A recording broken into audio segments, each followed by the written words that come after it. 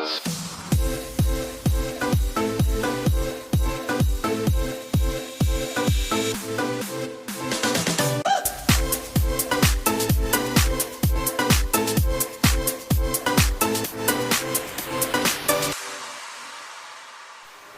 fulfill the requirement related to a leadership, we have conducted an online interview with IRTS Zainidi bin Mat Yusof, who is currently a construction manager from DPIK Project Management Syndrome Berhad or DPIK. In terms of business, DPIK provide complete project management consultancy PMC service to developer and owner of new infrastructure and building such as government and institutional building, hospital and medical facilities, highway and bridges, marina and harbour facilities and others by coordinating, managing, advising and managing the project schedule and budget on behalf of client. DPIK is also adept at handling refurbishment, upgrade and rehabilitation of existing infrastructure, building and facilities. DPIK offer client comprehensive service ranging from the development of a concept to the completion of a project. The firm is committed to the application of concepts that fit resources, capabilities, and opportunities in the client's best interest. DPIK acknowledges the client expectation of a consistently high-quality service and is committed to quality performance on time and under budget. For personal background of IRTS Zainidi, his role and responsibility as a leader, barrier in organization, and theory of leadership, I will pass it to my other team members.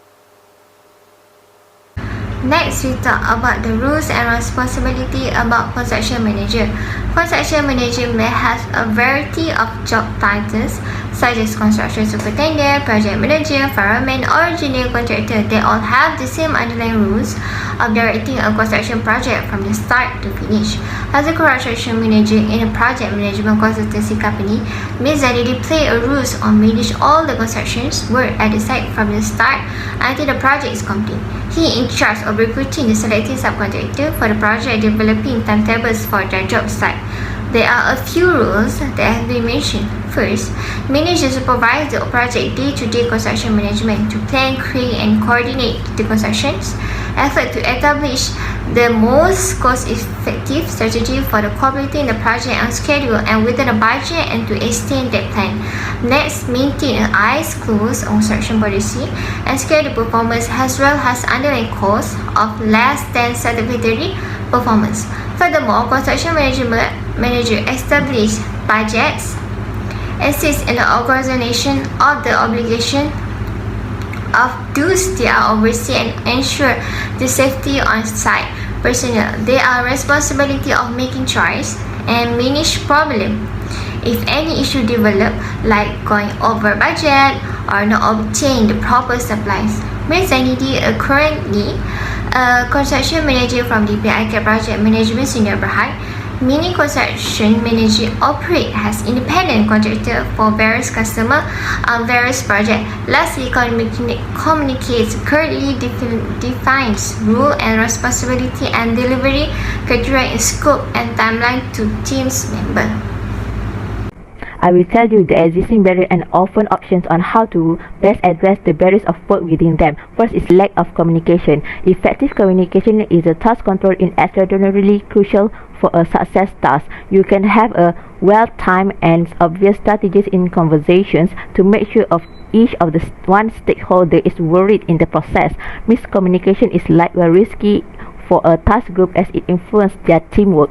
It can purpose conflict amongst the group individuals and may probably postpone the task. How to deal with it is project managers often to rely on task in managed software program that allows you to make sure that everyone stays updated.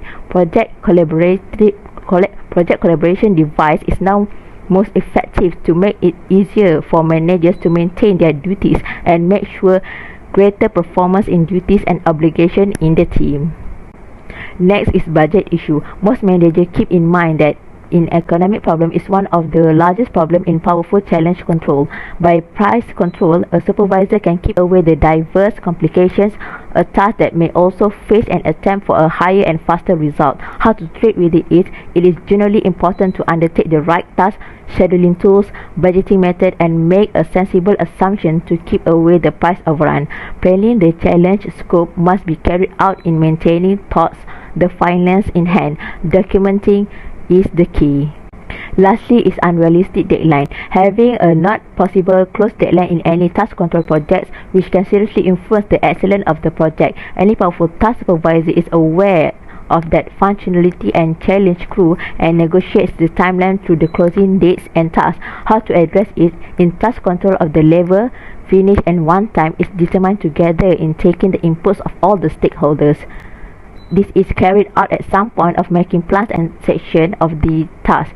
Then track of time limits to the task supervisor is a must. This guarantee at any growth in some point of the execution task is both prevented or timeliness change is required. There have been many leadership theory that a leader can implement in themselves. One of it is Fiedler contingency theory. The theory states that there is no one best way to lead your team and is determined by the situation. The theory examines two leadership styles that essentially correspond to the previously described people-oriented and task-oriented styles. Task-oriented leaders are more effective in high favorable and high unfavorable situations, whereas relationship-oriented or people-oriented leaders are more effective in intermediately favorable situations. So Fiedler developed LPC scale to identifying leadership style. Leaders are asked about the person with whom they least like to work. A high LPC scores are relation-oriented, while low LPC scores are task-oriented people. In Fiedler's model, it is being determined by the leader's level of situational control or the amount of power and influence he or she has in a given situation. There are three factors influence situational control. The first is leader-member relations, second is staff structure, and third is position power. In relation with our case study, which we have conducted an interview with Mr. Zainidi, he shared with us that he must face any challenge or difficult situations to ensure that the project is still running. He needs to have a clear relationship with his employees where this will ensure his employees have trust with him to carry out the work. As a leader, he needs to use the power of his position to give order to the employees to carry out their duties according to their duties. However, there have been some limitation in this theory. One study is insufficient to claim that Fiedler's model needs to be modified when applied to the construction industry. So the construction industry has a difficult time influencing task structuring. Because of the nature of many construction tasks, practitioners must rely on trade and industry conventions rather than details and formal instruction. A task-oriented leader, on the other hand, is likely to be more efficient than a people-oriented counterpart when the situation is under low situational control. This situation might be found where work group has recently been assembled and tasks are irremediably difficult. Another limitation is lack of adaptability. Fiedler believes change the leader will be the best situation if the leader couldn't handle the situation properly. Next, transactional leadership theories. Transactional leadership theories is a process of inspiring followers primarily through contingent reward-based exchange of information.